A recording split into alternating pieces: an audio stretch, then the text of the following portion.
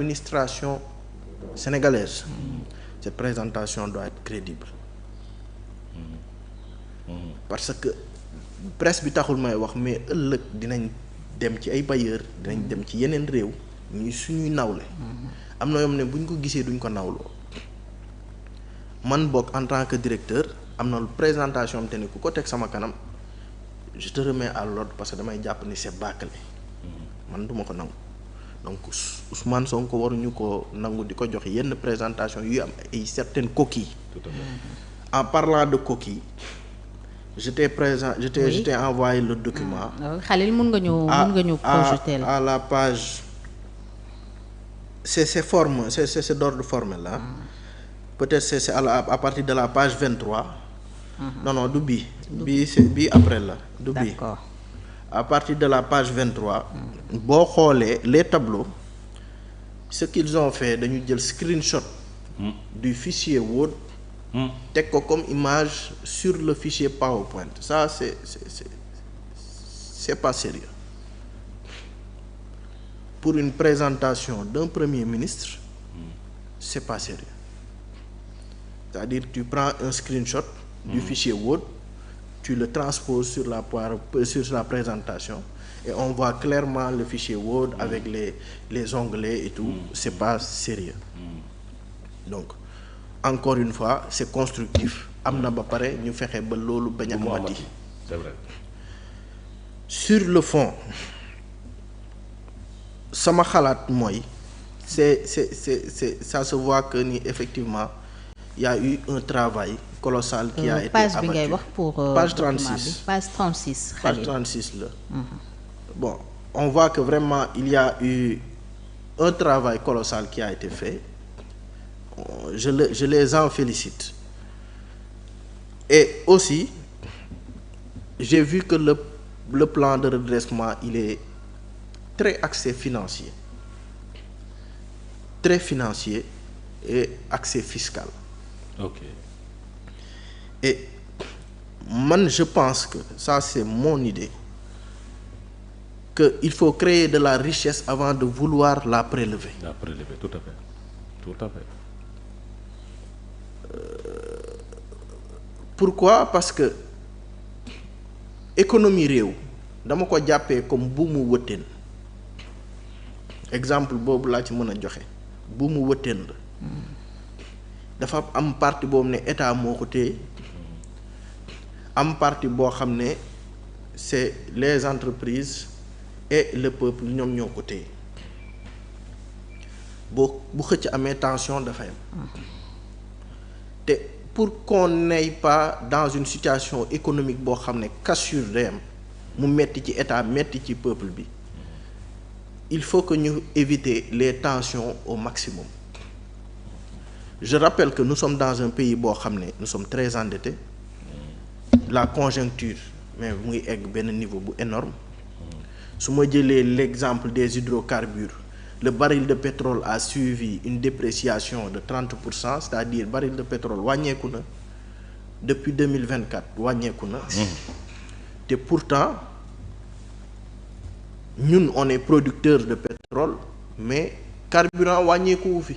dëgg la c'est vrai. wàññeeku wu fi. et ça tension la boo xamante ne nit ñi ñu ngi koy dund. day feeñ ci carburant bi, day feeñ ci électricité bi, day feeñ ci prix yi ci dundin bi. Donc loolu rek dafa nekk problème bu ñu xam ne dañ ko war a régler. Donc boo jëlee une grande partie nga def ko ci taxation,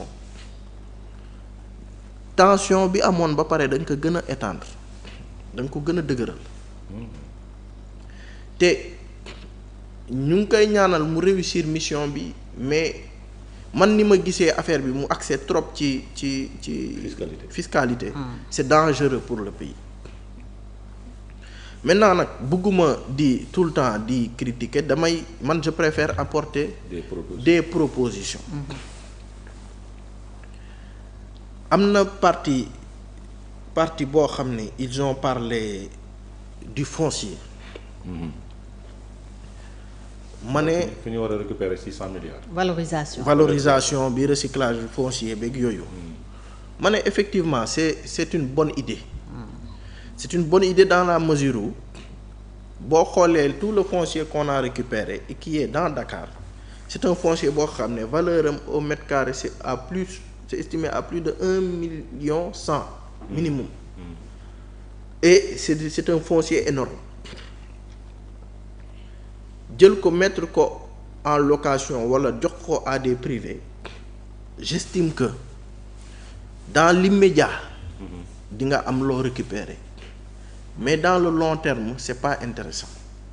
Okay. Pourquoi c'est pas intéressant? Parce que tu as le foncier bi nga xam ni yow mën nga ko utiliser comme une hypothèque. mu générer 100% de sa valeur nga mën ko dugal sur du capex. Le capex mooy ce sont des dépenses d'investissement et que je rappelle que jusqu'à présent nos budgets sont très orientés OPEX, c'est-à-dire c'est des dépenses d'opérationnalisation, de fonctionnement, mais c'est pas accès investissement te loolu dañuy gën a tardeel daf ñuy gën a dugal ci cercle vicieux boo xam ne dañuy obligé sax di leb pour fay suñu bor.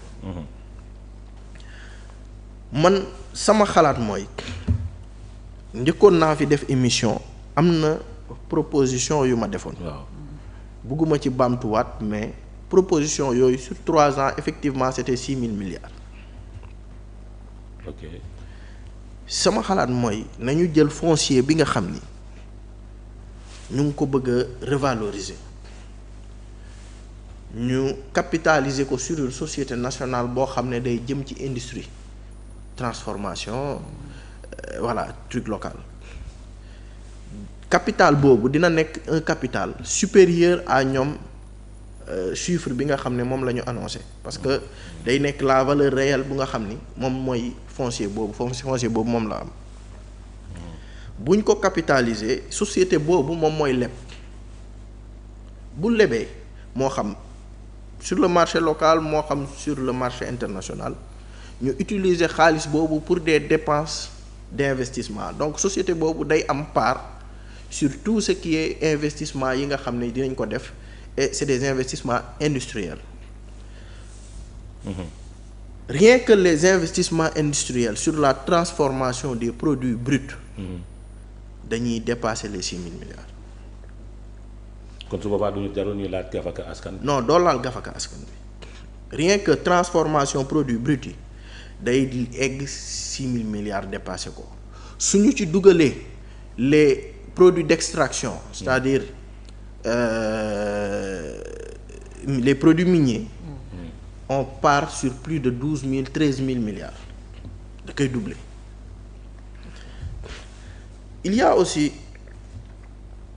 la possibilité non seulement bu ñu ko hypothéquer ba pare ci biir investissement yi ñu teg des infrastructures foofu yoo xam ne dañ koy dugal en location ñoom moom peut-être ñoom moom loolu la ñuy wax mais il faut que ça soit des locations